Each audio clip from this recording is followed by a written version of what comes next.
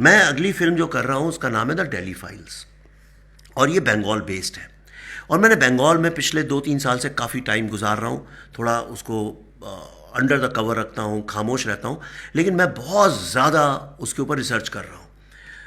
मैं आपको बताऊं कि वहाँ भी इस तरह की कई पॉकेट्स हैं जहाँ पे इसी तरह की मानसिकता डेवलप हो रही है।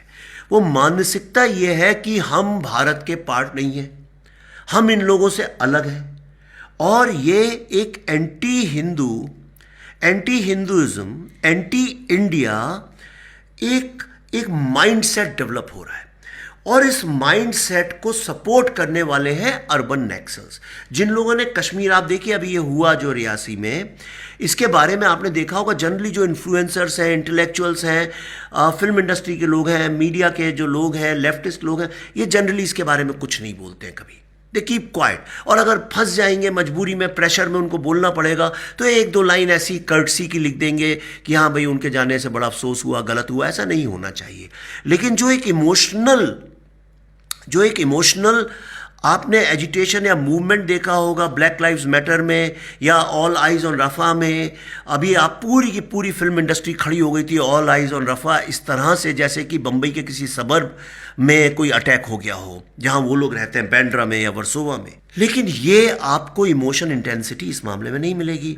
और उसके पीछे रीज़न ये है कि अर्बन नक्सल्स जो हैं वो बेसिकली एंटी इंडिया और एंटी हिंदू जो नैरेटिव है उसको एक इंटेलेक्चुअल सपोर्ट देते हैं। फिर उनकी जो दूसरा फ्रंट ऑफिसेज हैं वो देते हैं फाइनेंशियल सपोर्ट, और तीसरा जो है वो देता है ऑर्गेनाइजेशनल सपोर्ट। तो एक लेवल पे पैसा, आइडियोलॉजी और ऑर्गेनाइजेशन, और जो चौथी इनकी जो फ्रंट ऑफिस है वो इनको इंटरनेशनल नेटवर्क सपोर्ट देता है। तो 4 हो गए। पहला आइडियोलॉजिकल सपोर्ट जो कि मीडिया, इंटेलेक्चुअल्स, बॉलीवुड, ये सब हो जाएगा। दूसरा फाइनेंशियल सपोर्ट जिसमें अलग अलग तरह की एजेंसीज इन्वॉल्व हैं जो कि पैसा प्रोवाइड करती हैं, एनजीओज भी हैं इसमें, कई सारे ट्रस्ट हैं, कई सारे इंटरनेशनल चेन्स हैं। थर्ड ऑर्गेनाइजेशनल सपोर्ट जिसमें कई सारी पॉलिटिकल पार्टीज़ भी ये ऑर्गेनाइजेशनल सपोर्ट प्रोवाइड करती हैं इन लोगों को। और फिर एक है पॉलिटिकल सपोर्ट। पॉलिटिकल सपोर्ट ये है कि हर समय गवर्नमेंट को पिन डाउन करना, सिक्योरिटी को पिन डाउन करना, कॉर्नर करना मतलब, और आर्मी के अगेंस्ट, सिक्योरिटी के अगेंस्ट एक नैरेटिव क्रिएट करना कि तो आतंक करती है। इसीलिए मैंने अपनी फिल्म द कश्मीर फाइल्स में दिखाया था एक सत्य कि किस तरह ये लोग आर्मी के कपड़े पहन के जाके लोगों को मारते हैं। तो बंगाल में भी एक इस तरह की स्थिति क्रिएट हो रही है जो मेरे को ऐसा लगता है अपने सेकंड या थर्ड स्टेज में है। तो फर्स्ट स्टेज होता है एक नैरेटिव क्रिएट करना, सेकंड फिर एक गैसलाइट करना, एक कन्फ्यूजन क्रिएट करना कि एक लड़ाई झगड़ा किसी के बीच में क्लैश करवा देना, और एक इसने किया कि उसने किया, इसने क्या किया उसने किया, आपको लगेगा दोनों ही झूठ है, जबकि ऐसा तो संभव नहीं है, और आप उससे इनडिफरेंट हो जाएंगे, आप उसको इग्नोर करने लगेंगे। इसलिए देखिए बंगाल है, उसमें एग्जैक्टली जिस तरह की कश्मीर में इलेक्टोरल वायलेंस होती थी इलेक्शंस के वक्त में, उस तरह की वायलेंस होने लगी है, भयंकर वायलेंस होती है वहाँ पे। और आप अभी गूगल कर लीजिए, जब सुनते सुनते मेरे को, हाईएस्ट वायलेंस जो है इलेक्शन के टाइम में होती है, और बारबैरिक। और दूसरी चीज़ जो है, एक पॉलिटिकल नैरेटिव ऐसा गढ़ा जा रहा है कि जो लोग इन्फिल्ट्रेट करके आए, नहीं वो इन्फिल्ट्रेट करके नहीं आए। जो एक डेमोग्राफिक चेंज स्लोली बिल्कुल कश्मीर की तरह हो रहा है, नहीं ऐसा कुछ भी नहीं हो रहा है। और जो एक geographical, psychological, emotional and educational level पे जो एक पूरा इकोसिस्टम क्रिएट किया जा रहा है, उसको डिनाई कर दिया, नहीं ऐसा नहीं हो रहा है। कश्मीर में भी यही हुआ था, सब लोगों ने इन 3 चीज़ों को डिनाई किया था। और चौथा जो इसका पिलर है वो है मीडिया, इन्फॉर्मेशन। अब तो इन्फ्लुएंसर्स जुड़ गए उसी मीडिया में, यूट्यूब भी जुड़ गया है।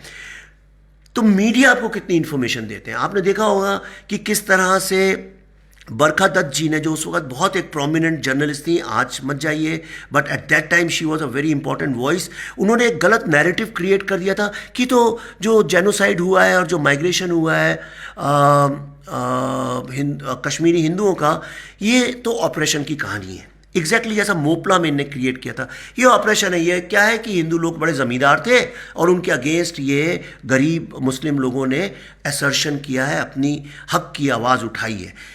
देखिए अब आप इसको समझिए, केरला में मोपला में यही फॉल्स नैरेटिव क्रिएट किया गया आज से 100 साल पहले। बंगाल में जब नक्सल मूवमेंट चालू हुआ तो भी यही नैरेटिव क्रिएट किया गया, और तीसरा कश्मीर में ये नैरेटिव किया गया, और यही अब घूम फिर के वापस बंगाल में आ रहा है। मेरे को ऐसा लगता है, ये मेरी अपनी फीलिंग है, प्लीज़ ऐसा मत मानिए, ये सत्य है, ये मैं आपसे कह रहा हूँ, आई एम वार्निंग यू कि कहीं ऐसा तो नहीं कि ये बंगाल जो है वो कश्मीर के बाद एक नई लेबोरेटरी बन रहा है। और ऐसा ना हो कि जिस तरह, आप मुझे बताइए, आप इंडो बांग्लादेश बॉर्डर पे जो सुंदरबन का संदेश खाली वगैरह का जो पूरा एरिया है, क्या आप कभी प्लान करते हैं तो क्या आप बिना किसी फियर के, बिना किसी आशंका के वहाँ पे जा सकते हैं? You will think twice before doing that, and I have to think hundreds of times before doing that. मेरे तो अगेंस्ट पूरी पूरी गवर्नमेंट लगी रहती है उनकी, बट थिंक अबाउट इट। और आप अगर एक यूनिवर्स में आवाज़ फेंकेंगे, आप अगर एक नैरेटिव क्रिएट करेंगे, लोगों को सावधान करेंगे, जैसे मैं आपसे बातचीत कर रहा हूँ, तो आप देखेंगे कि यंग बच्चे जो हैं बड़े रिसेप्टिव हैं, वो समझेंगे, बंगाल के ही लोग समझेंगे।